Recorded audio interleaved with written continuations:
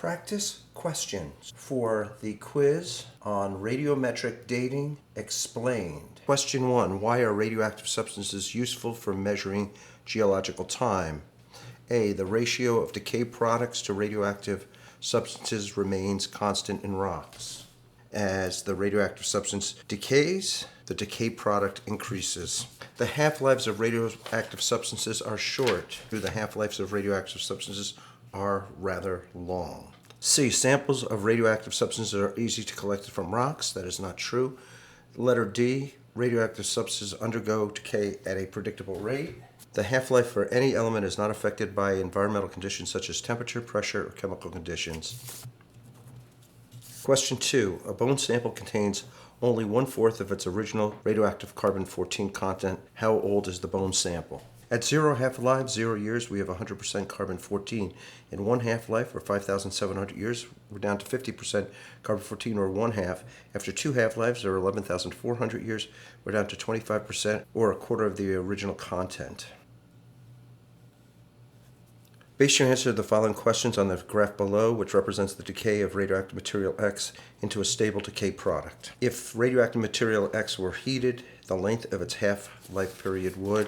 The half-life for any element is not affected by environmental conditions such as temperature, pressure, or chemical combinations. Therefore, heat will have no effect.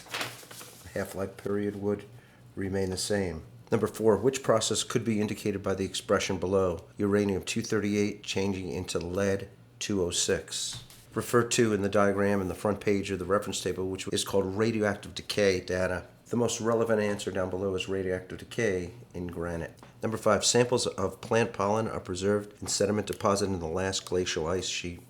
Which radioactive isotope is best for determining the age of the samples? The last continental ice sheet took place during the Pleistocene period, which dates back about 10,000 years, a little bit longer than 10,000 years ago.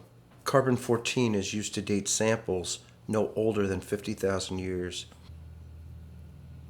Number 6, which 2 elements are most useful for radioactive dating of recent organic remains? Carbon-14 is the radioactive isotope that's used to date things less than 50,000 years old. In addition to that, carbon-14 is only found in organic samples. When carbon-14 decays, it decays into nitrogen-14. Number 7, the data table below gives information about the radioactive decay of carbon-14. Part of the data table has been left blank for student use. Let's fill that in right now. What is the amount of the original carbon-14 remaining after 34,200 years? 1/64. Number 8. What is the approximate age of an igneous rock that contains only 1/4 of its original potassium-40 content due to radioactive decay? Potassium-40 has a half-life of 1.3 times 10 to the 9th years. At 0 half-lives at present time, we'd have 1,000% carbon-14 and 0 decay product. After 1 half-life, which is 1.3 times 10 to the 9th, we'd have 50%. We'd have 50% potassium-40 and 50% decay product, or 1/2. After 2 half-lives, or 2.6 times 10 to the 9th years, we'd have 25 or 1/4% of potassium-40 and 75% of decay product, or 1/4 of potassium-40. Letter B, 2.6 times 10 to the 9th years. Number 9, an archaeologist found an ancient skeleton estimated to be 10,000 to 25,000 years old. Which radioactive isotope would be most useful for finding the age of the skeleton? Well, once again, we come up with the idea that carbon-14 can be used to date samples no later than 50,000 years, that it's used for recent samples. And we have an organic remains of a skeleton here, so carbon-14 would be a correct answer. Number 10, a graph of the radioactive decay of carbon-14 is shown below. And as time goes on, the amount of carbon-14 drops. Which graph correctly shows the accumulation of nitrogen-14, the decay product of carbon-14 over the same period? As the amount of carbon-14 decreases, the amount of nitrogen-14 increases. Letter C. Number 11, radioactive carbon-14 has determined that a fossil is 5.7 times 10 to the 3rd years old. What is the total amount of the original carbon-14 still present in the fossil? The half-life of carbon-14 is 5,700 years. In 5,700 years, or 1 half-life, 100% of a sample of carbon-14 would drop to 50%. Number 12, which radioactive isotope disintegrates into lead? Pb206. The reference table clearly shows that uranium-238 decays into lead-206.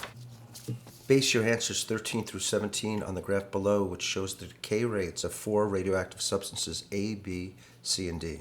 All start off at 100, but they each reach 50% at different time periods. Number 13, decay rates of radioactive substances such as these can be used to determine the age of rocks and fossils because radioactive decay occurs. As noted here, each radioactive substance has a specific half-life. As noted here, the half-life for any element is not affected by environmental conditions such as temperature, pressure, and chemical combinations. Letter A. Radioactive decay occurs at a steady, predictable rate. Number 14. The half-life of these radioactive substances depends upon pressure, the amount of material, and temperature have no effect on the half-life. Number 15.